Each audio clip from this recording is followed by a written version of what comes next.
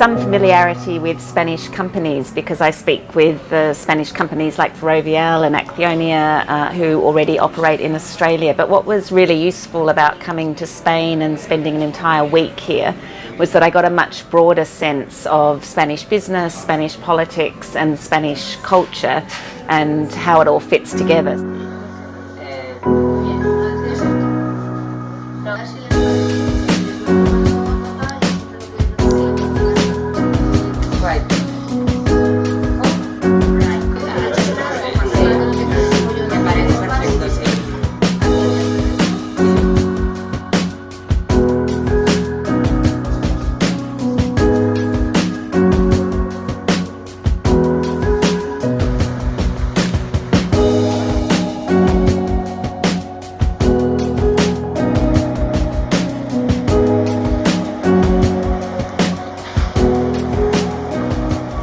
Before the foundation invited me over here, I'd only been on one trip to Spain, and even though I work in the transport sector and deal with many large companies from across the globe and was well aware of the Spanish influence in the industry around the world, it wasn't until I got here and actually saw some of the companies, talked to the executives, saw trains being made, the Port of Barcelona and what's happened there, to realise just how close and efficient and the issues that they're dealing with are so close to the issues that I need to solve at home. So it's been a great relationship building effort and I really appreciate the opportunity. In this case, because we know that it's very, very expensive. Now a problem in the line 1, we have the suicide, for example, the conventional expenditures. You know, when you have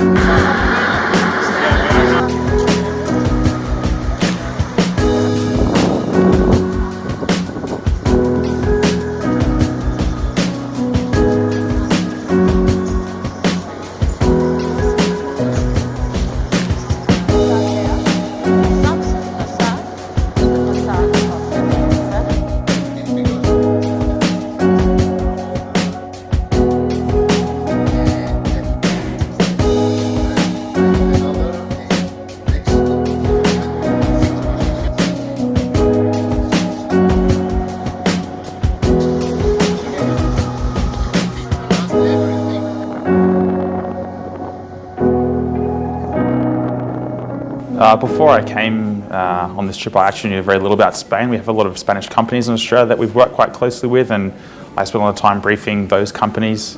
But I've never actually had much of an understanding of what infrastructure is like in Spain. So it's been a really good experience for me to really understand a lot of the thinking and the ways they think about infrastructure in Spain. I think what I've observed is that the Spanish are very naturally creative and very naturally innovative in their thinking. I've been very impressed with their international focus. I think that's something that Australia can learn a lot from because they have a very global view, and they sort of seek to use their skills and their technology to improve infrastructure around the world, and they've certainly done that quite well in Australia.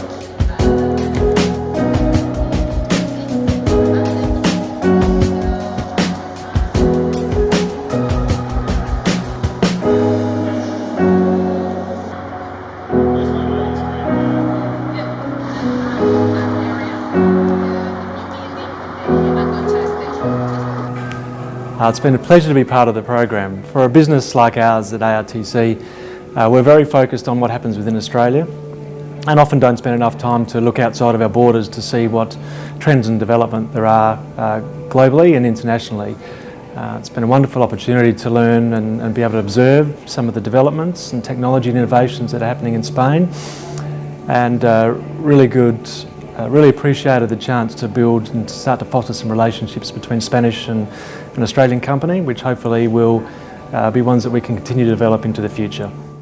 We have just finished the 4th edition of the Australian Leaders Program organized by the Spain-Australia Council Foundation.